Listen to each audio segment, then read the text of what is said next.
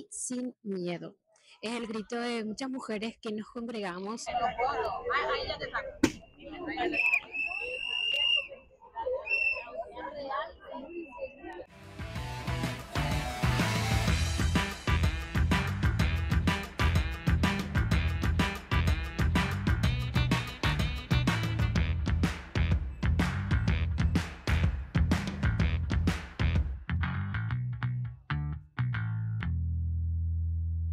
Bienvenidas, bienvenidos a este tercer episodio de Derechos en Altavoz. En esta oportunidad nos hacemos la siguiente pregunta: ¿realmente la presencia policial va a solucionar o no las agresiones sexuales que sufren miles de mujeres en espacios públicos?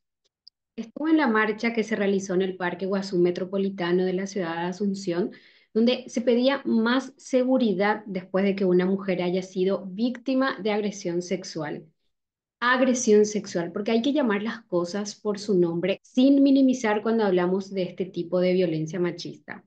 Y esto fue una violación, porque leí en muchos medios de comunicación que difundían la noticia diciendo de que fue un intento de abuso sexual o mencionando que el agresor intentó violarla, la manoseó antes que pudiera escapar. O sea, solo le manoseó. Las mujeres pueden sentirse violadas desde el momento en que atentan contra su autonomía sexual, sin tener en cuenta si hubo o no hubo coito, si hubo o no hubo golpes o si incluso la dejaron sin ropa.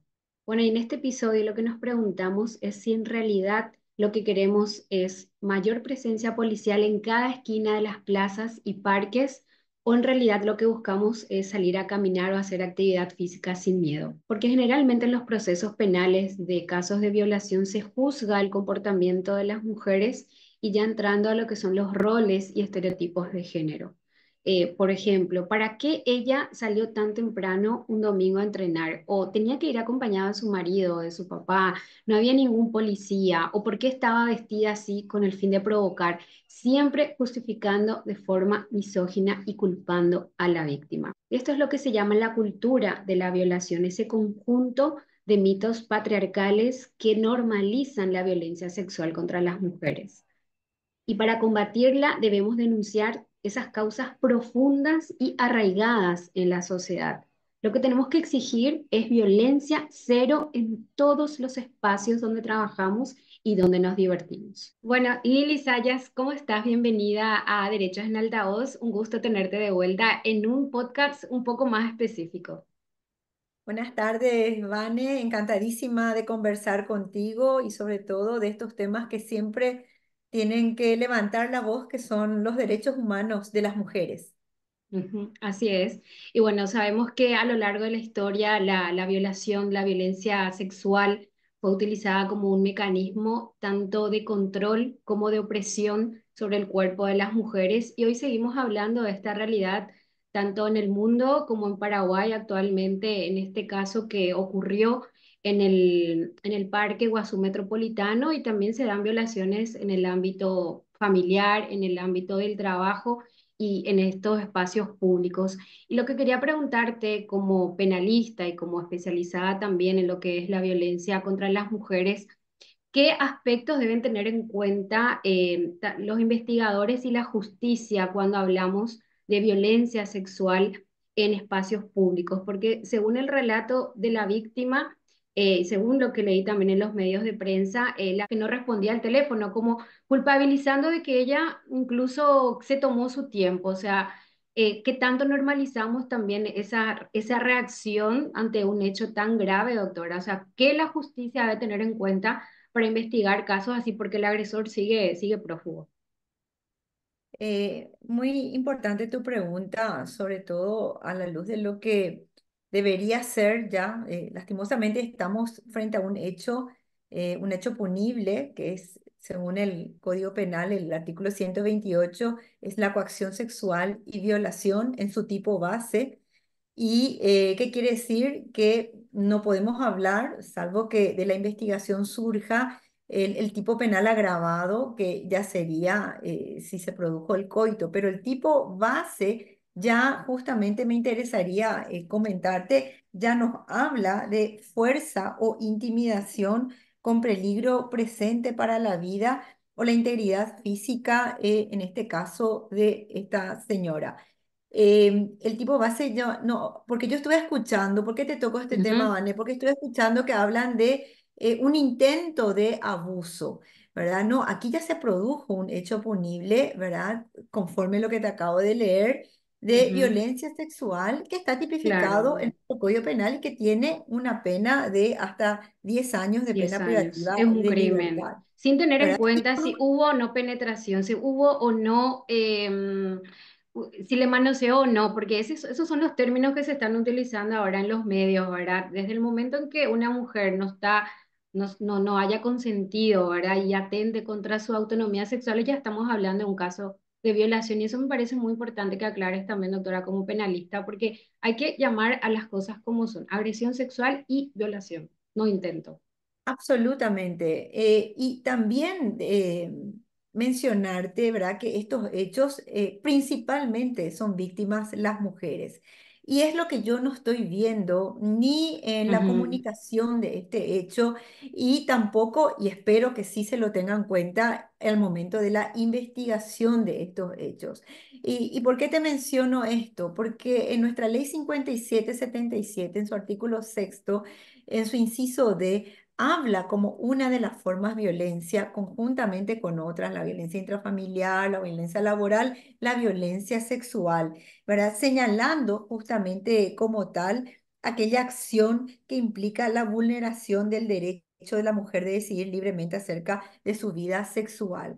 Esto tiene que ir en concordancia con la investigación del 128 del Código Penal, donde es justamente ya dejó de ser como en el Código Penal anterior un delito contra la moral y las buenas costumbres, ujú, sino que es un hecho punible contra la autonomía, es decir, contra la libertad de decidir. Es muy importante mencionar que esta tipificación del Código Penal debe ser también acompañada en concordancia con los instrumentos, ¿verdad?, de derechos humanos ratificados, aprobados por nuestro país, tanto en de orden interno, como la Ley 5777, así como del orden supranacional, que son las distintas convenciones, tanto la ujú. interamericana como la CEDAW. Acá No es estamos un ante un hecho. caso aislado. Absolutamente, y el investigador y la justicia deben analizarlo y juzgarlo a la luz de estos instrumentos. Y también la reacción, ¿verdad? La reacción de la ciudadanía no debe ser, yo entiendo que acá se está apuntando como que esto fue un problema de falta de seguridad. Este problema también tiene su profunda raíz en el machismo, en el androcentrismo y en estas conductas que tienen que ver con ese dominio de la mujer y decisión inclusive sobre su propia sexualidad. ¿Qué quiero decir con esto? Que también tienen que ver con esas conductas culturalmente aceptadas que hacen hasta justificable, y escucho por los medios, de por qué ella iba sola al parque. Es decir, la mirada de la culpa y del hecho ocurrido dirigido directamente sobre la mujer. Esta es una violencia que ella recibe por ser mujer y que está justamente visibilizada en estos instrumentos que te menciono y penalizada en el Código Penal. Yo espero que a partir de este hecho, más allá de que se incremente un sistema de seguridad para toda la ciudadanía, ¿verdad? Porque todos estamos en un ambiente sumamente inseguro, ¿verdad? En estos últimos tiempos, también las instituciones comprometidas, ¿verdad?, para erradicar y prevenir la violencia contra la mujer actúen, y quiero escuchar un Ministerio de la Mujer como órgano de rector tratar estos temas en la mesa de prevención de la violencia contra las mujeres y con las distintas instituciones abordar un instrumento que nos permita y que les permita actuar de una manera proactiva. Es decir, mencionabas que la víctima, ella tuvo que ir a fiscalía, ella tuvo que ir a la comisaría, de ahí seguramente ser remitida a medicina forense. Esta articulación debería ser inmediata y acompañada también de una contención por el Ministerio de la Mujer en todas las etapas, y así también por investigadores y personal profesional especializado en la atención a mujeres víctimas de violencia, porque esas son, Ujú. sino actuaciones que pueden resultar revictimizantes para la mujer que en ese momento, hasta yo la escuché por los medios, estaba en un estado de shock, teniendo que repetir ya de una Fue manera hasta casi innecesario que le innecesaria llamen de los medios a la misma víctima exponiéndola con nombre y apellido, ¿verdad? Eso es todo lo que innecesario padeció. totalmente. Así mismo. Ujú.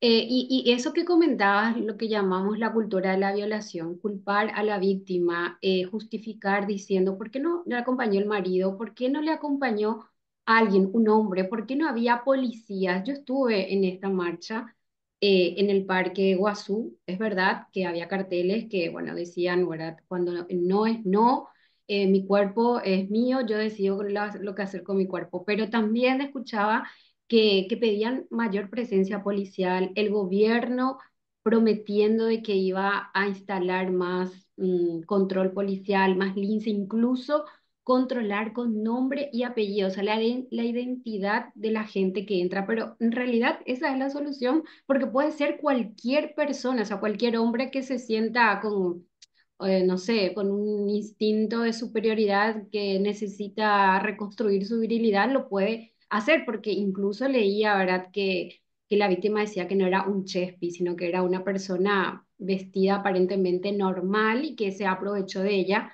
cuando se le dio la oportunidad. Entonces, esa cultura de la violación que está tan arraigada en nuestra sociedad de culpar a la víctima en caso de violación, en donde ella tiene que hacer todo lo posible para demostrar que no quería tener actos sexuales con esta persona y también desde la justicia, doctora, ¿verdad? Ese es un desafío importante también porque supongo que en todos los juicios donde estuviste, en todos los procesos penales, también cuando se pregunta a la víctima, ¿con quién estabas? ¿Qué ropa tenías? Siempre como que se busca ver si la chica quería, o sea, se supone que la mujer siempre quiere, ¿verdad? Siempre quiere y ella tiene que demostrar que no quería. Entonces, yo creo que ese también es un gran desafío de la justicia hoy en Paraguay en casos así. Y ojalá que este caso sea punta de lanza, ¿verdad? Para Ujú. justamente arbitrar esas políticas públicas tan necesarias desde todas las instancias, empezando por la educación, Vane. La Sí. educación, la cultura totalmente ausente, esa educación en derechos humanos de las mujeres que nos invisibiliza totalmente en estos hechos, Ujú. considerando que poner linces y controlar la identificación de quienes ingresan es una medida de solución para evitar que ocurran estos hechos. Te reitero que estos hechos ocurren en todas partes y no discriminan si uno tiene grado, posgrado, ni ninguna circunstancia social y económica.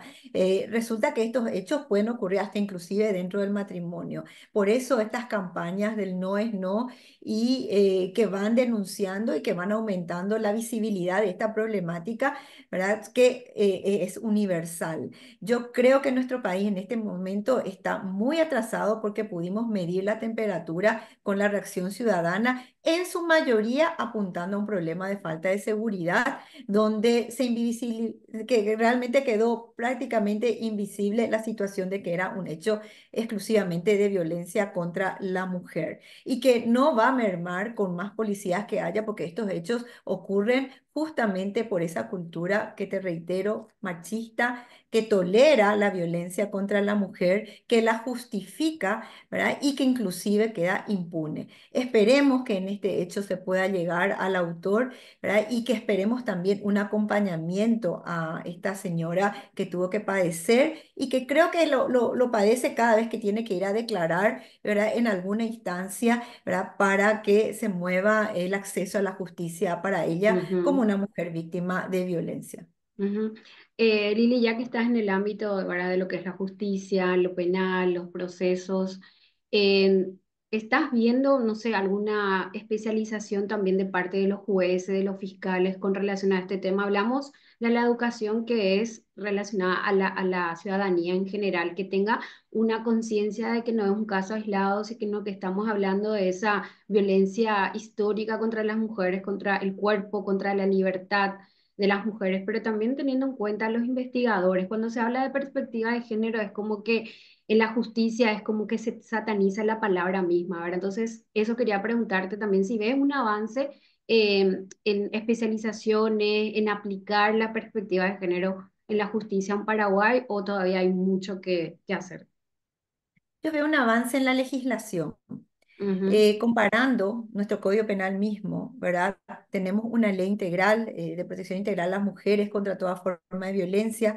El Paraguay ha ratificado casi la totalidad de los tratados de derechos humanos y en ese sentido, CEDAW fue ratificado en plena dictadura, fue el primer instrumento de derechos humanos ratificado por nuestro país en plena dictadura, pero ese avance en la legislación, también hay muchísimos cursos de capacitación, ¿verdad? Que veo que hacen las distintas asociaciones, universidades, etcétera, etcétera, pero no avanza la decisión tanto de la mm, sociedad como del operador de justicia de aplicar esa normativa al momento de investigar o de dictar justicia.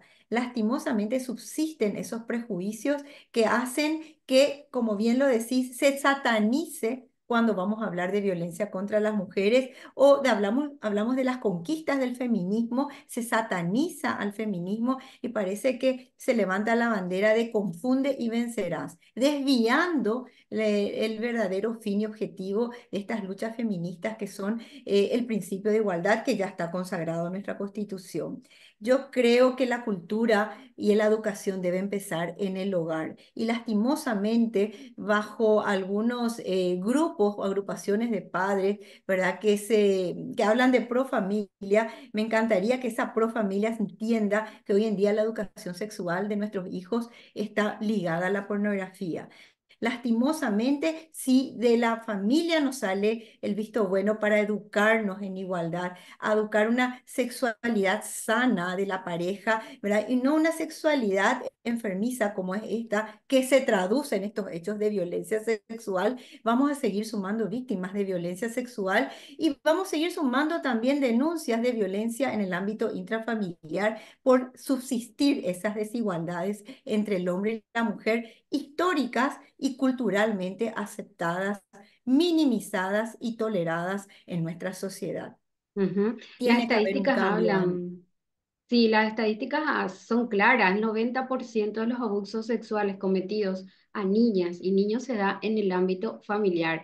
La mayoría de los de temas de violencia contra las mujeres se da en el entorno de la pareja, como decía, en el matrimonio, en la casa, la violencia doméstica también. O sea, si queremos realmente queremos fomentar lo que es la familia, también debería existir esa, sobre todo partir de la base de la educación sexual y terminar con esa violencia tan machista que vemos en Paraguay, sobre todo, ¿verdad? Porque decías, avanzó la ley, pero parece que cuesta respetarla, ¿verdad? Es como que hay un miedo o una manipulación de lo que es la palabra género y eso se ve tanto en las calles, no en todas, pero no en todas las personas, pero sí en un sector importante de la sociedad y también en la justicia. Y a mí me preocupa esa justicia, que esos jueces que no quieren aplicar la ley o los fiscales que no quieren investigar, porque ¿qué pasa? Si yo soy víctima de esa violencia, yo sé que por más que yo denuncie, van a dudar